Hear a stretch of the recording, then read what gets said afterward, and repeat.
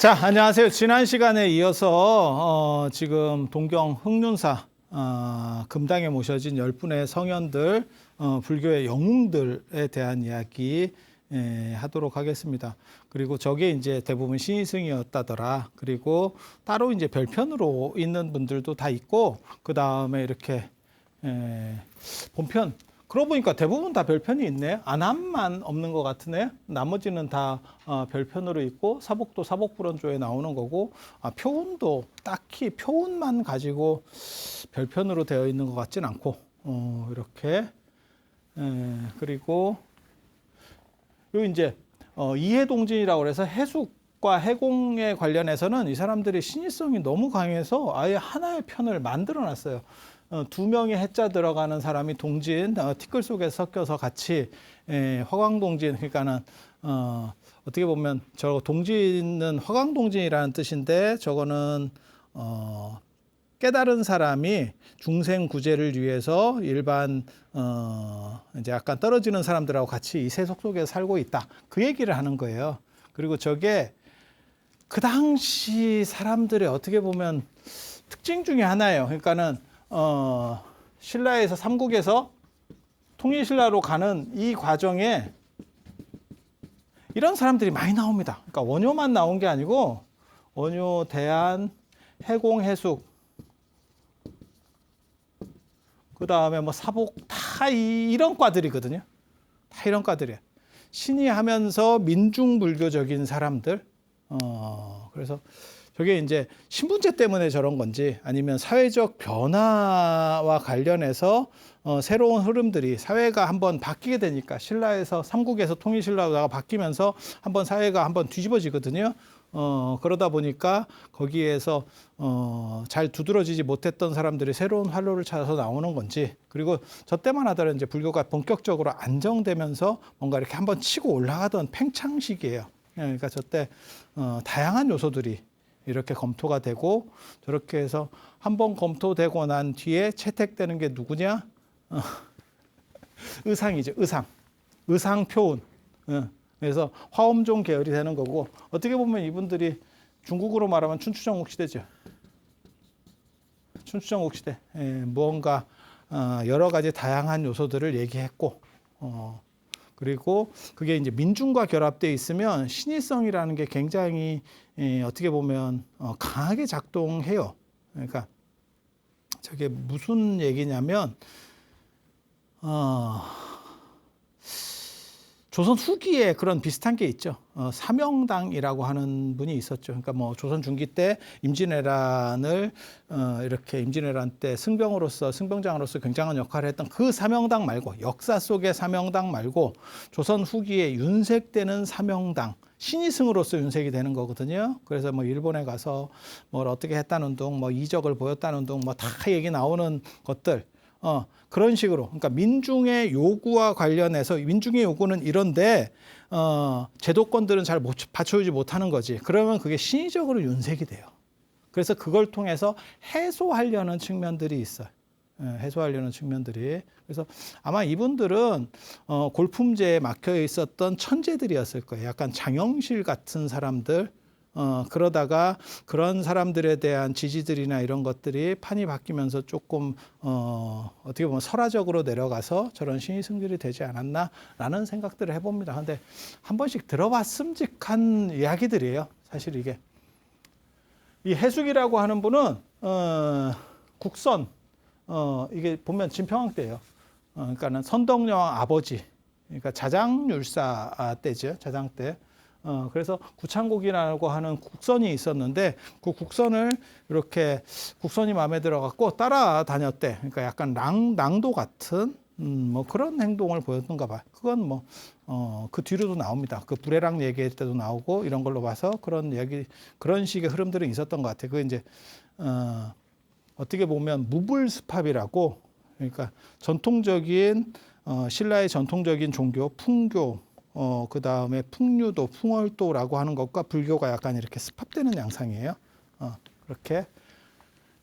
그래서 그 국선이라고 하는, 어떻게 보면 화랑의 최고 우두머리를 따랐는데, 이 사람이 대단한 줄 알았는데 사냥 사냥을 하고 고기를 먹더래. 고기를 이렇게 구워 먹고 이렇게 사냥. 난 저게 왜 이상한지는 잘 모르겠거든. 왜 이상한지 잘 모르겠어요.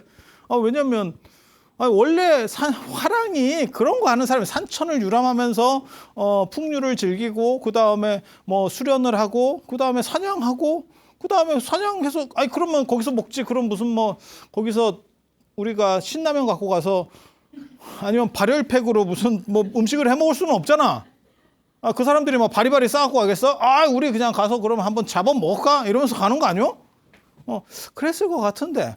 그래서 고기를 너무 좋아하고 막 이랬다는 거예요. 그럼 고기를 먹지. 거기서 뭐 그럼 풀을 먹을 거야? 산에서 사냥 끝나고 야 우리 풀 한 접시 먹을까? 이러면서 풀을 뜯어먹고 야 이거 좀 되게 웃긴데. 그렇게 해서 고기를 먹으니까 야 내가 특이한 고기 한번 맛보실래요? 이렇게 했다는 거야. 기가 막힌 고기가 있는데 그래서 뭐예요? 이랬더니 허벅지를 이렇게 베서 뚝뚝 떨어지는 거를 딱 주면서 먹으라 했대. 이게 뭔 육회인가요? 쉽지 않아. 이거 되게 재밌어. 되게 재밌어.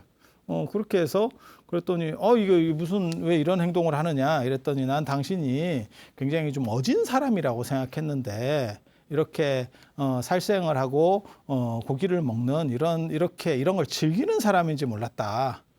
그러면서 좀 실망했다. 이렇게 얘기하는 거예요. 근데 이건 관점이 다른 거예요.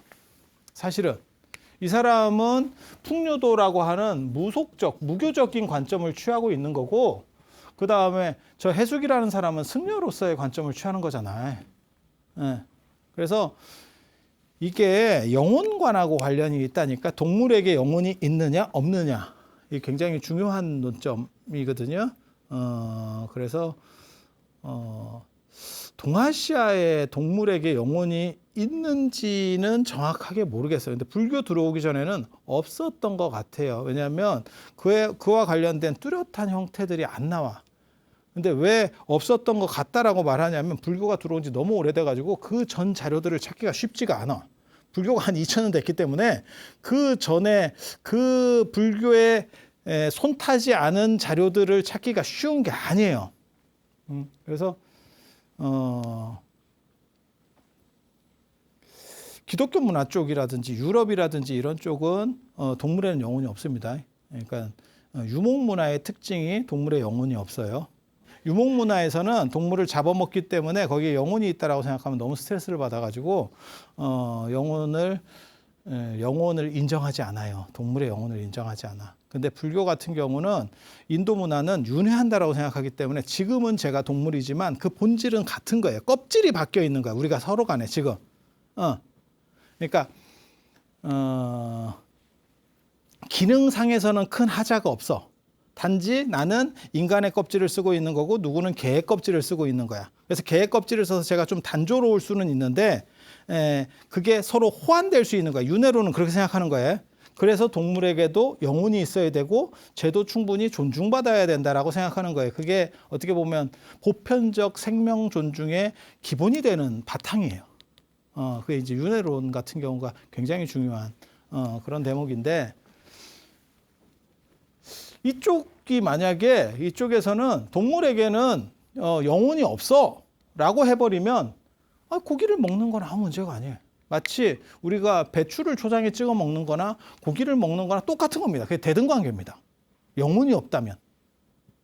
영혼이 없다면. 그러면 동물에게는 영혼이 있어요라고 하면 식물에게는 이렇게 보는 사람들도 있거든요. 식물도 뭐가 있지는 않을까? 죽어 있는 거하고는 다르잖아. 금속하고는 다르잖아. 그죠? 동물은 우리가 뭐 움직이니까 쟤도 뭐 생각은 있을 거야. 그리고 이렇게 TV나 안 그러면 유튜브 이렇게 보면 야, 그 진짜 똘똘한 놈들 많죠. 야, 이게 저 안에 진짜 사람이 들었나 싶을 정도로 똑똑한 애들이 있어. 저런 애들은 투표권을 줘야 되지 않을까 싶을 정도로 이게 똘똘한 애들이 있어. 아니 그렇지 않아요? 그래서 동물까지는 뭐 그렇게 영혼을 인정할 수 있는데 식물은 그래서 이제 그게 이제 식물에게 영혼이 있느냐의 논쟁으로 또 벌어져요. 나중에 그런 논쟁들이 있었어요. 논점들이 있었어요. 그래서 제가 전에도 얘기해드렸는데 샤이나교 같은 경우는 식물에도 영혼이 있다라고 봤기 때문에 걔네는 뿌리 채소에서 뿌리를 먹지 않는다. 위에 풀만 뜯어 먹는다. 파면 위에 것만 먹고 상추면 위에 것만 먹지 밑에까지 먹지 않는다. 그래서 죽이지를 않는다. 그런데 한 번만 더 생각해 보면 위에 거 안 먹어도 네가 지금 팔다리를 자르는 건데 그건 정당하냐? 그럴 바에는 흙 퍼먹고 살면서 지렁이 같이 사는 게 정당하지 않을까? 이렇게 생각할 수도 있는 거야. 너는 지렁이나 메뚜기 같이 살아야 돼. 그래서 이슬을 먹고 그 다음에 흙을 먹는 거야. 하지만 지렁이도 흙만 먹진 않겠지. 흙 속에 있는 뭔가 이렇게 작은 애를 먹지 않을까? 흙만 먹어서 에너지가 될까? 그럴 것 같진 않은데, 그제? 그러니까 죽이는 방식의 차이가 있는 것뿐이지 뭔가는 유기체가 살려면 죽여야 되는 거예요. 어쩔 수 없을 것 같아, 그거는. 그래서 이게 어떻게 보면 종교 간에 이게 이제 풍교라고도 하고 풍류도라고도 합니다. 이 종교와 이 무교라고 할 수 있는 얘네하고 이게 선이라고도 불러요. 선이라고도 신선선자. 그래서 요거를 이제 나라를 대표하는 이 신선 사상의 오야붕 최고 리더를 국선이라고 하는 국선. 국선. 그리고 불교 쪽 입장에서는 동물에게도 영혼이 있다라고 보기 때문에 저것은 정당하지 않아라고 비판하는 거죠. 불교 역사에 있어서도 이런 얘기를 하면 시간이 좀 갈 것 같긴 한데 불교 역사에 있어서 굉장히 재밌는 논점이 있어요. 불교가 원래 고기를 먹던 집단이었거든요. 삼정육이라고 해서 나랑 직접적으로 관계없는 고기는 먹어도 돼요 라고 하는 거예요. 그래서 내가 죽는 거를 보았거나 들었거나 나 때문에 죽었다는 판단이 들지 않는 고기는 먹어도 돼. 그런 고기를 정육이라고 하고, 그래서 정육점에 그 정이 깨끗할 정자가 아니고 정밀할 정자로 바뀌었지만 아마 원래는 깨끗할 정자였을 거다. 그래서 할랄 푸드 같이 그런 할랄 인증의 고기를 예전에 고려시대 때까지 충분히 일부에서 먹었었을 거기 때문에 그 정육점이라는 말이 나왔고, 나중에는 우리가 조선시대가 되면 농자천하시대 완전 농사 쪽으로 바꾸거든요. 고려시대 때까지는 유목문화가 상당히 남아있어요. 그래서 형제상속이라든지 그 다음에 혈통에 대한 부분들이 좀 낮다니까, 꼭 내성 씌어야 된다 이런 부분이 좀 낮아요. 그게 이제 유목문화의 특징이거든요. 그래서 제가 저번에 이런 얘기 해드렸었잖아요. 요즘 보면 예전에는 저희 어렸을 때만 하더라도 양자를 드리면 큰형이 아들을 못 낳으면 작은 집에서 장남이 큰형 아들로 들어오는 거지 피가 다른 사람을 양자로 드리는 경우는 없다. 우리 전통 문화에서는. 그런데 지금은 관계가 없죠. 그러니까 피에 대한 혈통 의식이 없는 거예요, 지금. 북의 시족제라고 하는 게 무너지고 있는 거거든요. 그거는 유목문화예요. 그래서 유목문화 전통이 있을 때는 사실은 고기에 대해서도 훨씬 관대했었어요. 그리고 실제로 고려 말에 지공이 왔을 때, 인도 승려인 지공 선현이 왔을 때도 그때 무생계를 설하고 막 이러니까 그때 이제 고기로 하는 육제, 고기를 올리는 제사들이 다 소제, 풀을 놓는 중심으로 바뀌었다더라. 풀 중심으로 바뀌었다더라라고 하는 거가 있는 걸로 봐서 상당 부분 육식 문화가 불교 쪽에도 들어와 있었을 거구나. 불교에서 맨 처음에 불교가 한국 불교 안에서는 그게 정육 문화로 내려왔다가 글자가 아마 바뀐 걸 거다. 비슷한 음가를 가진 다른 글자로 바뀐 걸 거다. 이렇게 생각을 하는 거고, 그리고 인도 불교 안에서도 고기가 맨 처음에는 삼정육이라는 걸 제외하고는 먹어도 됐었는데 점점 못 먹는 쪽으로 바뀝니다. 흐름이. 그래서 그 윤리 기준들이 다양하게 나오는데 그 초반에 나오는 거 말고 그 다음 과도기쯤에서 나오는 게 처음 대도하는 게 날고기를 먹지 말아요. 근데 왜 날고기를 먹는 사람들이 있었는지 난 이해를 잘 못하겠거든. 저도 날고기를 굉장히 좀 제가 별로 안 좋아하는 사람인데, 날고기는 두 종류입니다. 하나는 생선, 회잖아요. 하나는 육회. 뭔지 아시죠? 근데 이거 더운 지역에서는 원래 못 먹어요. 더운 지역에서는 날고기 잘못 먹으면 갑니다. 예. 그리고 또 뭐가 있냐면 우리도 전통적으로 회 안 먹었어요. 제가 알기로는 우리나라 전통도 회를 안 먹었어요.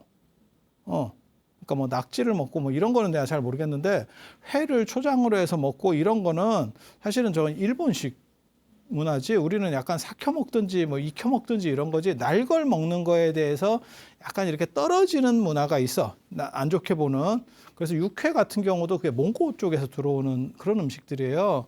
그래서 농경 문화에서는 사실 조리라는 게 기본이지 그거를 막 날로 먹는다는 거는 조금 이렇게 떨어지게 봐.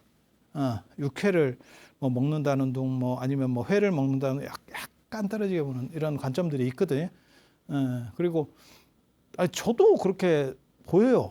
이렇게 먹는 사람이 이렇게 육회 같은 거 먹다가 이렇게 씩 웃었는데 이렇게 피가 이러. 나 이거 뭐 드라큘라도 아니고 이게 뭐요? 그런 생각이 들 때가 있어. 그래서 맨 처음에는 이렇게 날고기 금지가 나오고 그 다음에 5세기에 이르면 법현 스님이 중국의 법현 스님이 이제 그게 이제 불국기 법현의 불국기라고 하는데 실제로는 그게 정상적인 이름은 고승 법현전이에요. 거기 보면 마투라 지역에 갔는데 고기 먹는 사람을 다 천하게 본다. 그리고 고기 먹는 보통 이제 교양인들이나 일반 중산층은 고기를 안 먹고 이제 떨어지는 사람 그러니까 전타라라고 나오는데 그게 수두라들만 고기를 먹더라. 그래서 고기 먹는 사람은 굉장히 떨어지는 사람, 그 다음에 노동하는 사람, 뭐 이런 사람으로 봐버리는 거예요. 이게 굉장히 좀 그래서 저런 인식이 있었구나라고 생각을 하는 거죠. 그래서 나중에 대승불교 쪽에서는 고기 금지가 나오게 되는 이유가 사회적인 변동이 있는 거예요. 그리고 인도 쪽에서 이러한 변화들이 쉽게 나올 수 있는 거는 그 윤회론 바탕으로 하기 때문에 지금은 나보다 상태가 안 좋아서 내 밑에 뭐 개로 있어라고 하지만 이게 언제 바뀔지 모르는데 라는 생각을 해보면 함부로 못 먹게 되는 거죠. 그래서 그런 식의 생각들을 하는 요 승려 집단과 지금 이 구창공이라고 하는 전통적인 집단의 약간 관점 충돌이 벌어지는 거예요. 그리고 실제로 맹자에도 분명히 그렇게 나오거든요. 군자는 그 동물이 죽을 때 비명소리를 꺼려해서 우리 어렸을 때 제가 이런 도살하고 이런 걸 봤었는데 제대로 된 도살 말고 마을에서 잔치 같은 거 할 때 그거 진짜 기술 있는 사람 아니면 소리 엄청 많이 납니다. 소리 엄청 많이 납니다. 그때나 지금이나 호기심이 많아가지고 그런 거 있으면 아저씨들이 자꾸 못 오게 하는데 옆에 찝쩍거려가지고 보고 뭐 이런 행동들을 했었어요. 진짜 소리 많이 나. 그게 거기서 나온 말이 돼지 먹다는 소리라고 하는 거죠. 그러니까 그게 기술이 좋은 사람이 있어요. 그걸 많이 해본 사람은 쉽게 죽이는데 쉽게 죽이고 고통도 안 느끼게 죽이는 거지. 왜 그런 거 있잖아. 우리 오징어 같은 거 이런 거 보면 유튜브나 이런 거나 안 그러면 TV 같은 데 이렇게 보면 오징어 이렇게 딱 해가지고 이렇게 살아있는 오징어 죽어있는 거 말고 그럼 어디 이렇게 팍 찌르면 내가 이렇게 허해지면서 그대로 쭉 뻗어버리잖아. 그게 잔인해 보일 수는 있지만 어떻게 보면 그게 자비로운 걸 수도 있던 거죠.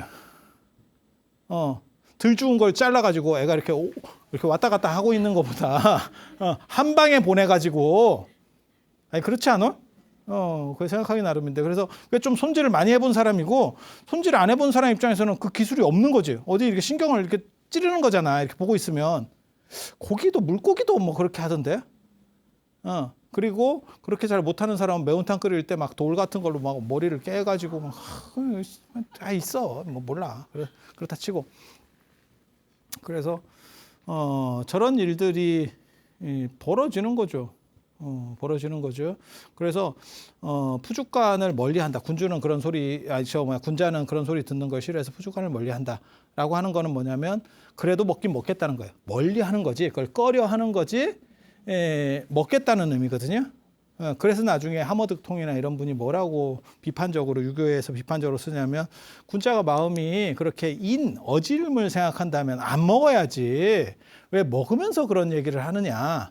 아마 지금 오늘날에도 채식 문화와 관련해서 사실 이게 논점화될 수 있는 얘기들이에요. 특히 지금은 윤회론 때문에 이게 논점화되는 게 아니고 반려동물 때문에 어떻게 보면 논점화된다라고 보시면 돼요. 그게 이제 최초로 논점화된 게 보신탕에 대한 문제였고, 반려동물이 점점 폭이 계속 넓어지고 있거든요. 그러다 보니까 랍스터를 끓는 물에 넣어서 애가 당장에 죽게 만들면 뭐 이러면서 그게 법안까지 나오잖아요. 스위스인가 거기서는 법안이 나왔잖아요. 그래서 그게 통과됐잖아요. 그래서 그건 잔인한 행동이다. 뭐 이렇게 할 정도로. 그래서 그 반려동물에 대한 생각들이 점점 강화되면 사실은 우리도 지금 벌써 채식화가 제가 보기에는 많이 됐는데, 여러분 어렸을 때만 하더라도 고기를 무조건 먹어야 잔치집에서는 잘 먹었다는 소리가 나오는 거고, 지금은 그게 그렇게 궁하지 않죠. 고기가 간절하지 않잖아. 그렇지 않아요? 지금 그런 식으로 된 거고, 그래서 앞으로 더 그렇게 될 것 같아요. 근데 여기서도 지금 관점 충돌이 나오는 거예요. 그래서 허벅지를 도려내면서 너는 군자가 아니다, 이런 식으로 깨침을 주고 자기는 갔다는 거잖아요. 그러면서 신통으로 복구했다. 이거 효자 전설에도 이런 거 많이 나오거든요. 삼광행실도 오륜행실도 이런 거 보면 그런 거 많이 나와, 이렇게 해서. 그리고 저기 중국의 그 황산 쪽에 가도 그런 전설이 굉장히 많거든. 그래서 뭐 부모님이 무슨 뭐 몸이 편찮으셔서 허벅지살을 해서 고기를 이렇게 드리면 그게 인신공희의 풍습이 잔여돼서 나온 거예요. 그래서 인간의 몸은 좀 더 특별한 어떤 영양소가 있어라고 생각해서 그걸 먹으면 뭔가 달라질 거야. 그게 우리나라 전설고향에서 나온 거는 내 다리 내 나라. 그 다음에 나병 환자들과 관련해서는 뭐 사람을 애를 잡아다가 무슨 뭐 간을 빼먹는다는 둥 뭐 오만 헛소리들 있었었고, 말 같지도 않은 소리지만 그런 거 있었었고. 아니 그런 거 안 들어보셨어요? 그리고 지금까지 남아 있는 게 있죠. 태반. 아니 효과가 얼마나 있는지는 잘 모르겠는데, 그게 인체를 섭취할 수 있는, 그러니까는 어떤 합법적인 방식 중에 하나죠. 그렇지 않나요? 그래서 뭐 태반 주사 뭐 어쩌고 뭐 이렇게 주름살도 뭐 개선이 되고 뭐 이런 얘기 있던데, 그죠? 야, 근데 그거 생각해봐. 그거 그냥 정상적 태반이면 그나마 다행인데 태어나서 죽은 애일 수도 있잖아. 죽은 애를 이렇게 딱 그러면 완전 장화홍련 아니야? 옆에 이렇게 애가 이렇게 무등을 하나 타고 있는 거지. 그거 내 거야 이러면서 쓰르륵 그렇게. 그게 다 인간의 몸의 어떤 특수성과 관련된, 그래서 제가 전에도 이런 전설과 관련된 게 어떻게 보면 우리 판소리로 들어온 건 심청전. 제가 전에 얘기 드렸잖아. 심청이 용왕으로부터 살아날 수 있었던 이유는 용왕의 미감에 적합하지 않았기 때문에. 그래서 때로는 잘 안 생긴 게 사는데 도움이 된다더라 라고 하는 큰 교훈을 준 사건이잖아요. 그래서 그게 다 인간의 몸과 관련된, 그래서 뭐 효자가 자기 다리를 이렇게 해서 아버님께 봉양을 했더니 무슨 뭐 병이 나았다더라 이런 얘기 있는데, 아버지가 병이 나았는지는 모르겠는데 내가 장담하는데 그 효자의 95%는 죽을 겁니다. 이거 치료 안 됩니다. 이거를 이 정도를 날렸을 때, 지금 현대 같으면 치료가 돼요. 현대 같으면 치료가 돼. 근데 우리 어렸을 때 이런 데 긁혀가지고 파상풍 갖고도 막 손가락을 자르네 어쩌네 할 정도로 막 커지는 일들이 있거든요. 그리고 저는 도시에 살았기 때문에 그나마 다행이지만, 시골에 있는 애들 같은 경우는 이 종아리 쪽에 상처가 굉장히 많은 게, 이렇게 신발, 옷 좀 이렇게 높은 옷 입고 다니고, 그러니까는 좀 짧은 옷 입고 다니고, 그럼 풀에 해가지고 풀독에 의해서 이렇게 팅팅 붓는다고 다리가. 그런 거를 어렸을 때 제가 봤었거든요. 그러다 잘못하면 다리 자르는 거예요. 자르지도 못하고 그냥 붓다가 죽어. 그거 자른다는 게 쉬운 게 아니거든. 그래서 요거 자기가 도려내면 저거 지혈도 쉽지 않고 저 감염을 어떻게 처리하기가 굉장히 어려웠을 거예요. 그래서 그게 뒤에 기록은 안 나오지만 기록은 거기까지 나오는 거지. 아버지를 위해서 허벅지를 도려서 이렇게 해줬더니 그걸 먹고 아버지 병이 다 나았어요. 하지만 그 다음 구절은 그러고 아들은 죽었어요. 가 첨가가 돼 있을 거예요. 그리고 이렇게 허벅지 도려서 제일 유명해진 사람이 계자추라고 하는 사람. 한식의 시조. 우리나라 4대 명절. 단오 한식이잖아요. 서울 추석 단오 한식. 한식의 시조, 중국 한식의 시조, 면산의 그 사당이 있잖아요. 계자추. 그게 이제 진문공 문희에게 이 허벅지를 도려내고 그 사람도 살았어. 살았어. 그래서 그런 일이 있고 그래서 허벅지를 자기가 도려내고 다시 이렇게 복구를 하면서 교훈만 줬다더라. 라는 이야기. 그래서 그런 신이 한 얘기를 진평왕이 듣고 그게 진짜야? 이렇게 해서 확인하게 사람을 보냈더니 이 해숙이 또 어떤 또 여자하고 이렇게 자고 있더래. 여자하고 자고 있더래. 그것도 부인하고 이게 뭔가 싶어. 저기서 부인이 진짜 자기 부인인지 아니면 저게 유부녀라는 얘긴지 모르겠어요. 저 뭐 기록이 뚜렷하지 않아서. 자기 부인일 수도 있습니까? 스님인데? 저 시대에 있었을 겁니다. 제가 전에 얘기했었잖아요. 뭐 구마라집 얘기도 있었고, 그 다음에 현장 스님 제자였었던 규기 스님 이야기도 있고, 그리고 신라에서도 저런 대처성 유풍들이 보이거든요. 그래서, 그러니까 최고급 승려들은 저렇지 않아. 하지만 밑에는 저런 사람들이 있었어요. 삼국유사에도 그게 확인이 되거든요. 광덕엄장조나 노일부득 달달박박조에 보면 그게 분명히 보입니다. 그래서 침상에 누워 있으니까 아유 저런 정도 갖고 뭐 되겠어?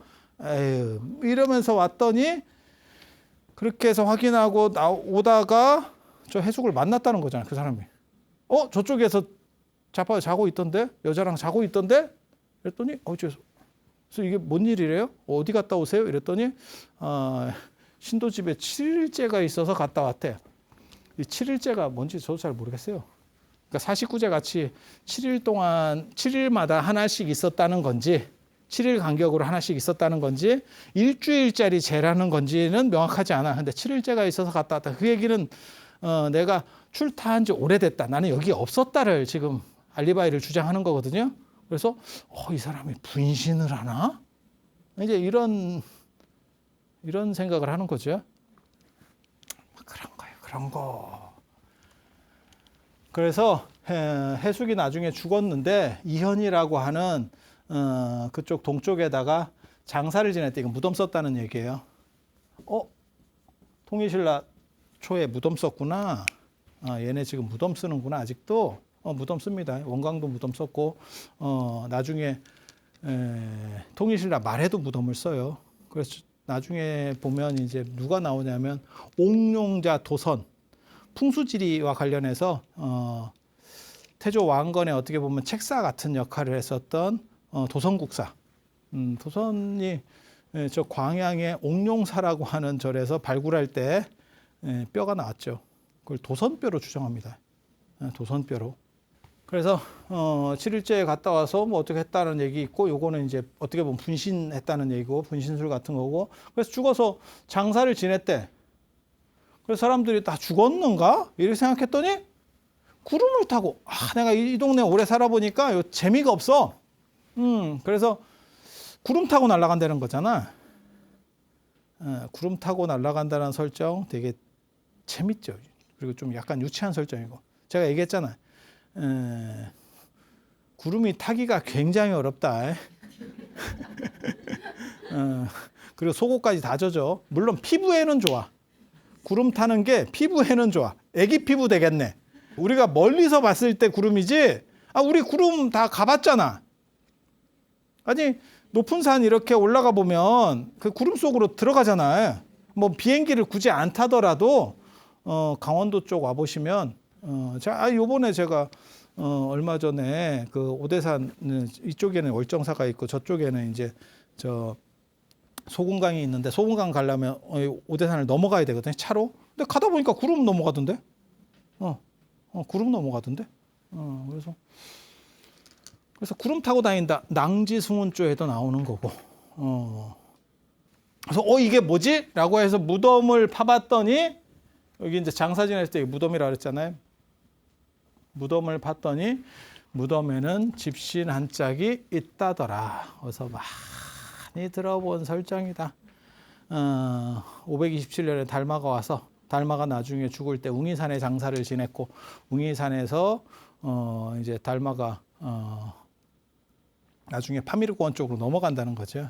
그래서 사신이 서역에서 오던 사신하고 만나서 달마를 받고 그러니까 이제 임금에게 달마 대사를 내가 만났는데 그랬더니 달마 죽은 지 됐는데 이렇게 얘기하니까 이제 파보니까 뭐 집신 한 짝이 남았다더라. 그래서 지금까지도 중국 불교 회화 소재 남종 문인화 계열의 달마가 이렇게 집신 한 짝을 지팡이에다 이렇게 메고 가는.